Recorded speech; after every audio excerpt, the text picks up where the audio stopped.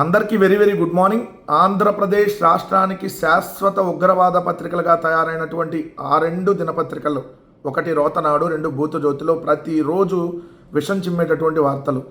జగన్మోహన్ రెడ్డి గారు ముఖ్యమంత్రిగా దిగిపోయినా కూడా ఇంకా జగన్మోహన్ రెడ్డి గారి మీద విషం చిమ్మటం, చంద్రబాబు నాయుడు గారు ఇన్ని రకాలుగా దారుణాలు, దోపిడీలు, ఏదైతే దౌర్జన్యాలు, అరాచకాలు ఇన్ని చేస్తూ ఉన్నా ఆ పత్రికలు ఇంకా అరాచకాలు చేయాలని చెప్పి ప్రోత్సహిస్తూ రాస్తున్నటువంటి రాతలు. ఈరోజు ఎపిసోడ్ నెంబర్ 491లో ఎలాంటివి రాశాయో ఒక్కసారి చూద్దాం.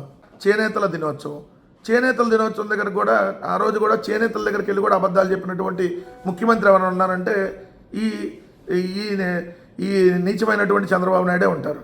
ఏం చెబుతాడు అక్కడికి వెళ్ళి? బీసీల సంరక్షణ కోసం చట్టం తెస్తాడంట. అందుకని నా బీసీ ఎమ్మెల్యే విరూపాక్ష గారిని తీసుకుని వెళ్ళి బొక్కలో వేసావు, అక్రమంగా ఆయన మీద కేసు పెట్టి నీ తెలుగుదేశం వాళ్ళు వాళ్ళ పిల్లల చీరలు వాళ్ళే లాక్కొని తీసుకెళ్లి వైఎస్ఆర్ కాంగ్రెస్ పార్టీ ఎమ్మెల్యే లాగాడని చెప్పి కేసులు పెడతారా? ఎంతకంటే నీచం, ఎంతకంటే దుర్మార్గం ఉంటుంది? చట్టం తెస్తావు, ఏమని చట్టం తెస్తావు?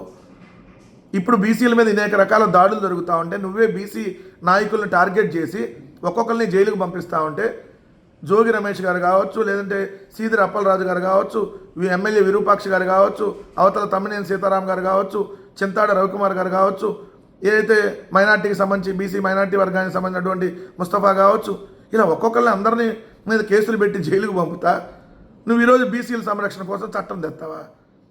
అంటే ఏంది? వైఎస్ఆర్ కాంగ్రెస్ పార్టీ బీసీ నాయకులందరినీ బొక్కలు వేయాలి, దానికి ఒక చట్టాన్ని ఏమైనా తీసుకొని వస్తావా? తెలుగుదేశంలో ఉన్నవాళ్ళు ఎవరు ఏ కులమైనా వాడు చీరలాగినా, లేదంటే డైరెక్ట్గా రేప్ చేసినా, డైరెక్ట్గా అత్యాచారం చేసి హత్య చేసి శవాలని మాయం చేసినా మీ బూడిద పార్టీ, మీ బూడిద ప్రభుత్వం మాత్రం ఏం చర్యలు తీసుకోదా? బూడిద ముఖ్యమంత్రి, బూడిద పార్టీ మీది, బూడిద సీఎం, బూడిద పార్టీ, బూడిద ప్రభుత్వం. మనుషులు బతికుండగానే చంపేసి శవాల్ని మాయం చేసి బూడిద కూడా లేకుండా చేసేటటువంటి నీచమైనటువంటి ప్రభుత్వం మీది. దుర్మార్గులైనటువంటి వ్యక్తి నువ్వు క్రిమినల్స్. జంజీ అంటే నీకు గొడ్డలా? అంటే యువత 14 ఏళ్ల నుంచి 29 సంవత్సరాల యువకులు, విద్యార్థులు నీ దృష్టిలో ఇల్లు గంజాయి బ్యాచ్, రౌడీ బ్యాచ్, గొడ్డల బ్యాచ్యా?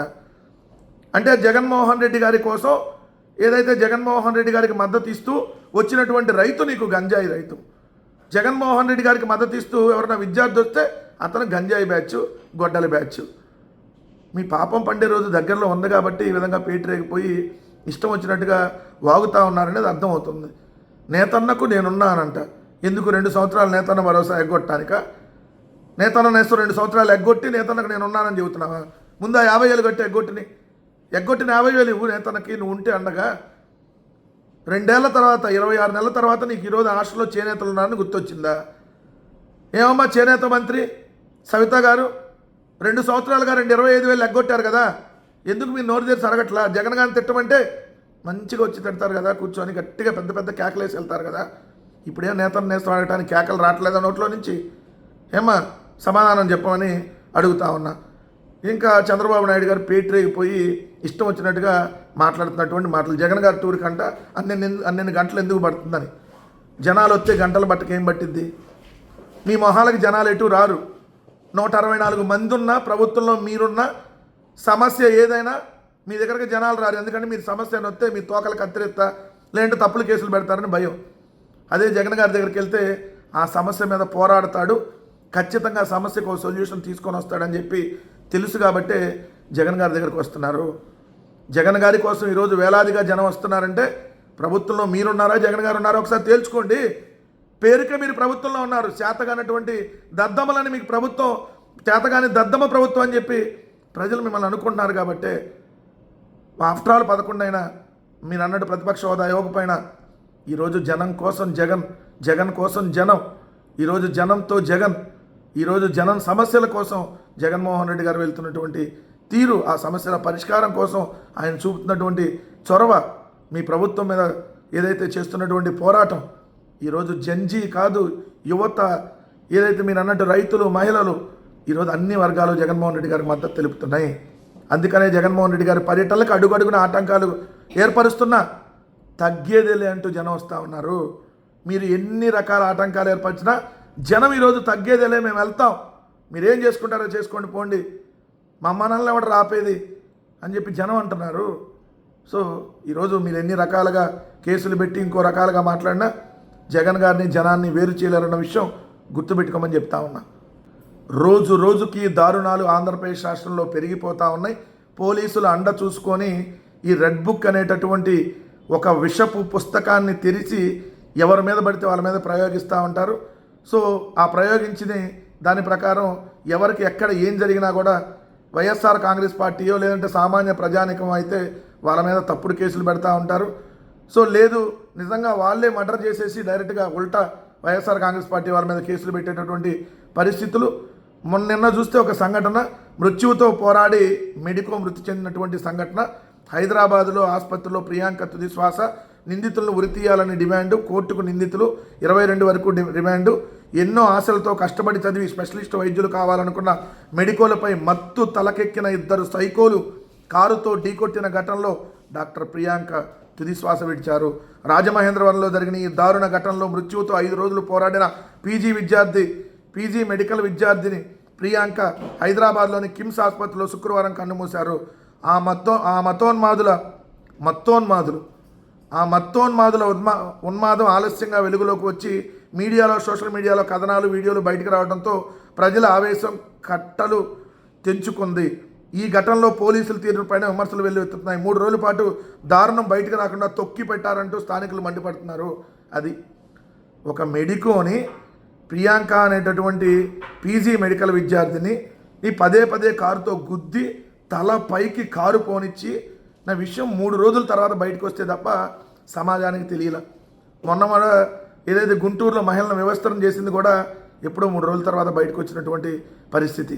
అంటే ఎంత దారుణంగా ఈ రాష్ట్రంలో సంఘటనలు జరుగుతుంటే ఆ సంఘటనలు బయటికి రానియకుండా కూడా నడి రోడ్డు మీద మహిళలను వ్యవస్థను చేసిన ఆ ఇష్యూ బయటికి రానియకుండా సీసీ ఫుటేజ్ లేకపోతే ఉల్టా వాళ్ళ మీద కేసు పెట్టేవాళ్ళు.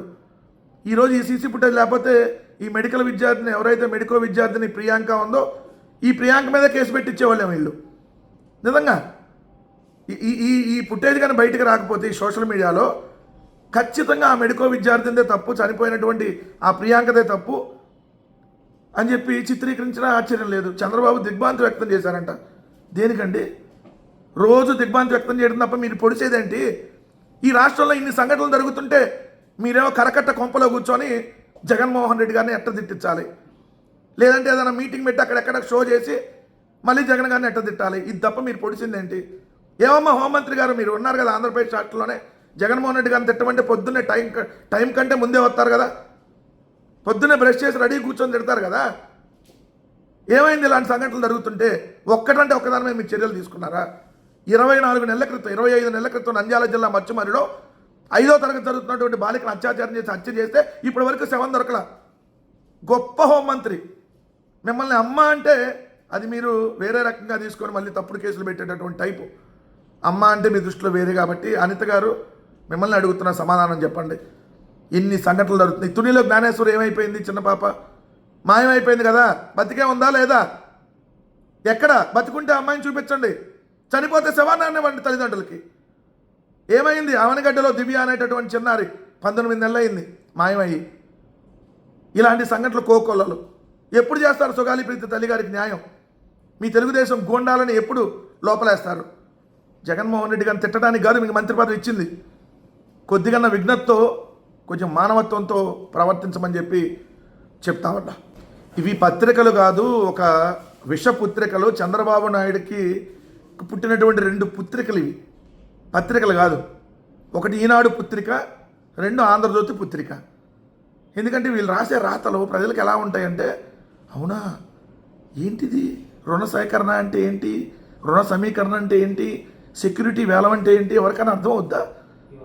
అదే జగన్మోహన్ రెడ్డి గారి ప్రభుత్వం ఉన్నప్పుడు 1,000 కోట్లు అప్పు తీసుకుంటే ఆంధ్రప్రదేశ్ అన్నపూర్ణ కాస్త అప్పుల పూర్ణ అయిపోయింది, అప్పుల కుప్ప అయిపోయింది, సింగపూర్ అయిపోయింది, మలేషియా అయిపోయింది, వాళ్ళ బొంద అయ్యింది, వాళ్ళ బోలయ్యిందని వార్తలు రాసేవాళ్ళు. జగన్మోహన్ రెడ్డి గారి ప్రభుత్వం 5 సంవత్సరాలలో 2 సంవత్సరాలు కోవిడ్ ఉన్న కేవలం 3,32,000 కోట్ల రూపాయల అప్పు మాత్రమే 5 ఏళ్లలో చేస్తే 14 లక్షల కోట్లు, 15 లక్షల కోట్లు, వీళ్ళ 100 కోట్లు, వీళ్ళ బోలె కోట్లు అని రాశారు కదా. పెద్ద పెద్ద హెడ్డింగ్లు పెట్టేవాళ్ళు కదా. 1,000 కోట్లు అప్పుకెళ్తే 1000 కోట్లు అప్పు ముష్టి తెచ్చుకోవడం కోసం ఏదైతే పరిగెత్తింది, రిజర్వ్ బ్యాంక్ దగ్గర కాళ్ళు పట్టుకుంటున్నారు, ఏళ్ళు పట్టుకుంటున్నారు, ఇంకేదో పట్టుకున్నారని రాశారు కదా వార్తలు. ఏమయ్యా ఈనాడు కిరణ్, నువ్వు నీ బాబు రామోజీరావు, ఏమయ్యా ఆంధ్రజ్యోతి రాధాకృష్ణ, ఇప్పుడు ఎందుకు మీరు హెడ్డింగ్లు పెట్టట్లా? ఈ 2 సంవత్సరాలలో, ఈ 26 నెలల్లో 3,65,000 కోట్ల రూపాయలకు పైగా అప్పులు తెస్తే ఒక్కరోజైనా మీ బ్యానర్ ఐటమ్ ఎందుకు లేదు? మీరు కడుపుకి అన్నం తింటే బ్యానర్ ఐటమ్ రాయాలి కదా, అశుద్ధం తింటే ఇక రాయరు, అది కామన్ అనుకోండి. మీకు లోపల ఎక్కడ రాశారంటే వార్త, ఈ వార్త అసలు మీకు ఏమైనా అర్థమైంది అని చూడండి. రాష్ట్ర ప్రభుత్వం 2,600 కోట్ల రుణ సమీకరణ. అమ్మో, రాష్ట్ర ప్రభుత్వం రుణాలను సమీకరిస్తుందంట. అంటే ఎలా సమీకరిస్తుంది? అదేంటి రుణం సమీకరణ అంటే? అప్పు కాదంట, రుణ సమీకరణ అంట. రాష్ట్ర ప్రభుత్వం వచ్చే మంగళవారం అంటే వాళ్ళకి మంగళవారం ప్రభుత్వం కాబట్టి మంగళవారం అప్పులకి వెళ్తూ ఉంటారులే. ఈ మంగళవారం ప్రభుత్వం రాష్ట్ర ప్రభుత్వం వచ్చే మంగళవారం 2,600 కోట్ల రుణం సమీకరించబోతుంది. 9 ఏళ్ల కాల పరిమితితో తిరిగి తీర్చేలా 1000 కోట్లు, 30 ఏళ్లలో తీర్చేలాగా 1,600 కోట్లు అప్పు తీసుకోబోతుంది. లోపల ఒక చిన్న లైన్లో, మామూలుగా అయితే అది రాయట్లే, ఈ మధ్య మనం గట్టిగా అడుగుతున్నామని అప్పు అని రాసినట్టున్నారు లోపలన్న, అది కూడా రుణం తీసుకోబోతుందనే రాయాలి. మరి పొరపాటు ఏమైనా రాశారేమో, రాత్రి ఏమన్నా లేదంటే తేడా పడి ఏమన్నా రాశారేమో. రిజర్వ్ బ్యాంకు సెక్యూరిటీల వేలంలో ఈ మొత్తం తీసుకుంటుంది. రిజర్వ్ బ్యాంకు సెక్యూరిటీల వేలంలో పాల్గొని మరి రన్నింగ్ రేస్లో చంద్రబాబు నాయుడు గారు లగెత్తుకొని వెళ్ళి మరి ఈ అప్పు తెచ్చుకోబోతున్నారు, రుణం తెచ్చుకోబోతున్నారు. అక్కడికి వెళ్ళి సెక్యూరిటీల వేలంలో పాల్గొని రుణాన్ని సమీకరిస్తున్నారు. ఇదండి వార్త.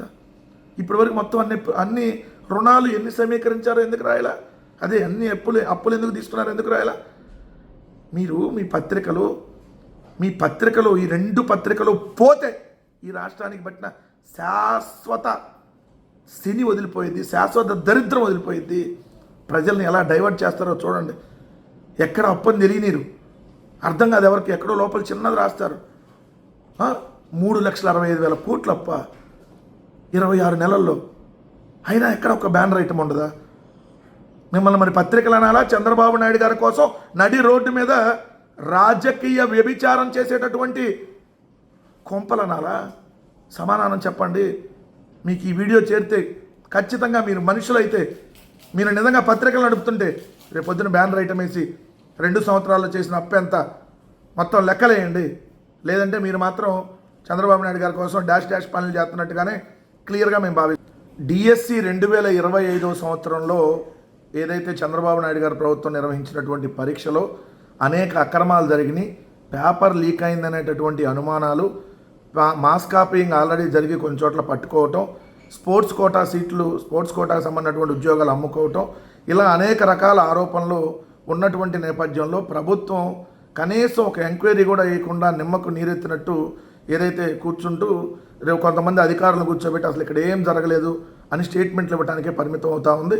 ఒకసారి మీకు ఇక్కడ చూస్తే అర్థమవుతా ఉంది. నో లీక్ నో కాపీ అంటూ హెడ్డింగ్ పెట్టారు. మెగా డిఎస్సి పూర్తి పారదర్శకం, పరీక్షల నిర్వహణలో ఒక్క ఉల్లంఘన లేదు. అక్టోబర్లో మరో డిఎస్సి, డిసెంబర్లోనే పరీక్షలు.